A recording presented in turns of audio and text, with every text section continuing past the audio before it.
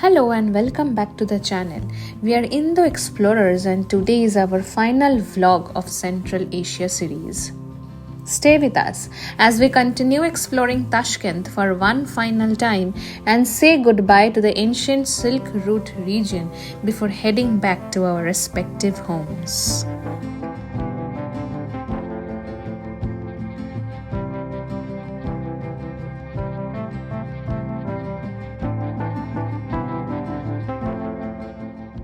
We booked our train tickets in advance and we recommend that for everyone traveling along this route since the tickets sell out pretty fast, especially during the peak hours.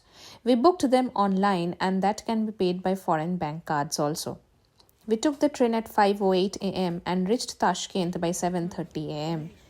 Traveling around this popular Silk Route country in Central Asia became quite easier thanks to this improved Uzbekistan railway system. We were happy by the cleanliness of the Uzbek Highspeed rail.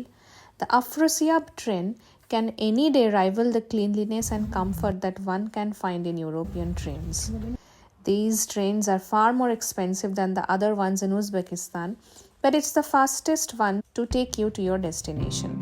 Another positive, if you travel with the Afrosiyob, you will get a free cup of tea and a small bag with some pastries, like we did. Boarded the train. Samarkand to Tashkent. Train is very good. Afrosiyob high-speed train. Leg space is so big that our legs don't reach the footrest.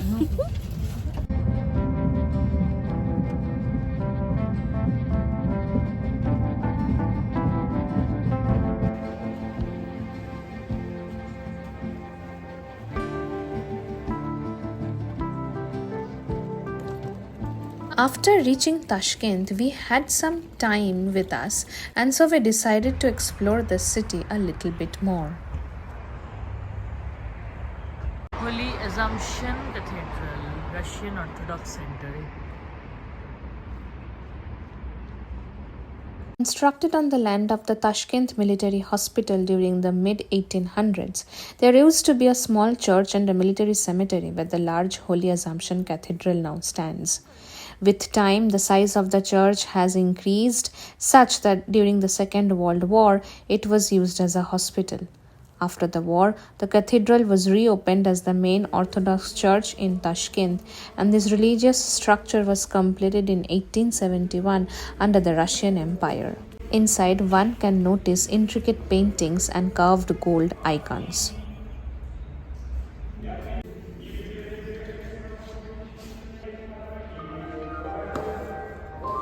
Services at the main Orthodox Cathedral of Tashkent are held twice a day, at 9 o'clock in the morning and at 5 o'clock in the afternoon, and we were lucky enough to see one in the morning during our visit there.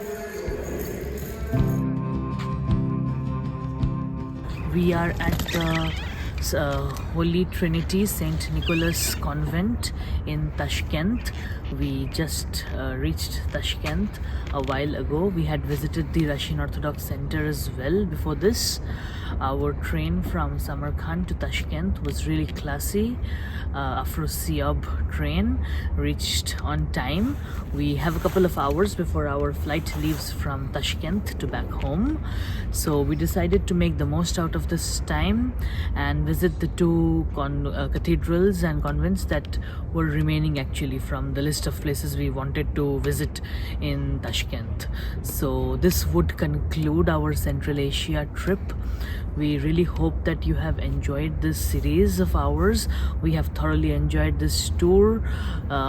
It was an amazing tour of 4 countries, starting with Kazakhstan, then crossing the land border to Kyrgyzstan, then taking an overnight thrilling and adventurous bus to Uzbekistan, from where we did a 2 days tour of Tajikistan and came back to Samarkand, explored the historic city, the Registan of Samarkand, and this morning took a train back to Tashkent, from where we'll fly home. So let's check out what the St.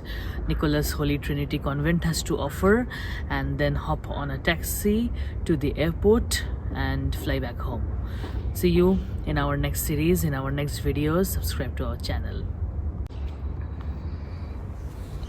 In 1893, the first women's Christian community was formed in Tashkent, and in 1894, a church was built over here.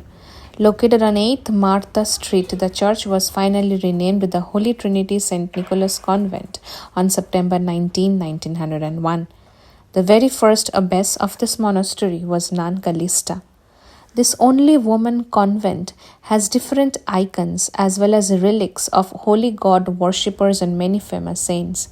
It is said that the sacred icons have a miraculous healing power, preserving and healing the spiritual wounds. We are out of the Holy Trinity Convent. It was an interesting experience. As usual, a lot of adventure always follows us. So right when we entered the convent, a nun followed us and asked us what we want. Of course, they spoke only Russian, and our Russian isn't that mature enough to understand that. So we used Google Translate between us. They were a bit confused why we came with a suitcase inside a convent. It's not a touristy place at all. There were no tourists. No tourists come. Not many tourists come over here. So they were a bit confused. Then we explained that we're tourists and we want to see the church inside the convent. They allowed us to have a glimpse. It was a fun experience nonetheless. Everyone, they were looking at us. It was an experience to be in the limelight. Anyways, we are now out of the church. The church itself looks very nice though. We'll right now book a Yandex cab and go to Tashkent International Airport.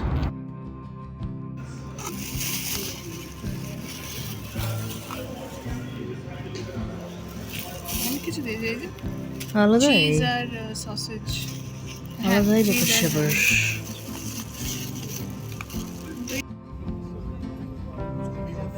Central Asia is a mix of old and new.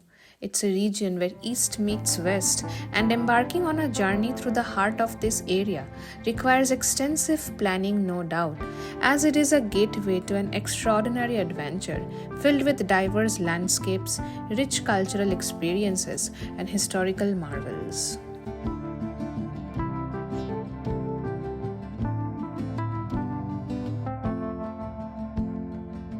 Starting our journey from Almaty, 4 of us had an extraordinary journey where we witnessed the cultural treasures, heard historical stories, and saw breathtaking landscapes that define the very essence of the region of Central Asia. Continuing through Kyrgyzstan, Tajikistan from Kazakhstan, we braved rain and land border crossings, navigated through the streets of these countries, felt the historic Silk routes while embarking on the legendary Pamir Highway, and marveled at the rugged beauty of the Fan Mountains.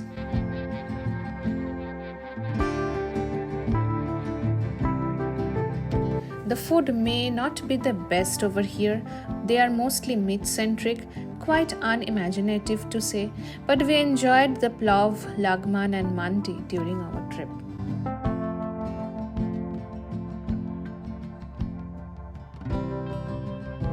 And perhaps one of the best things in these countries are the market areas.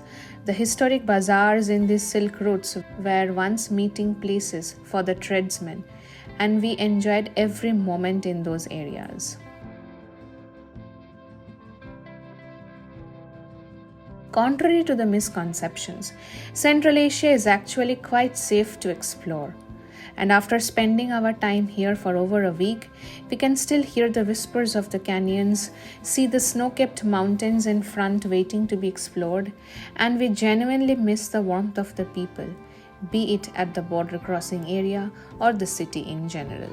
Maybe the thing which we will miss the most is how they used to shout out the names of Shah Rukh Khan, Salman Khan and Amitabh Bachchan when they used to see Indian tourists like us visiting their places.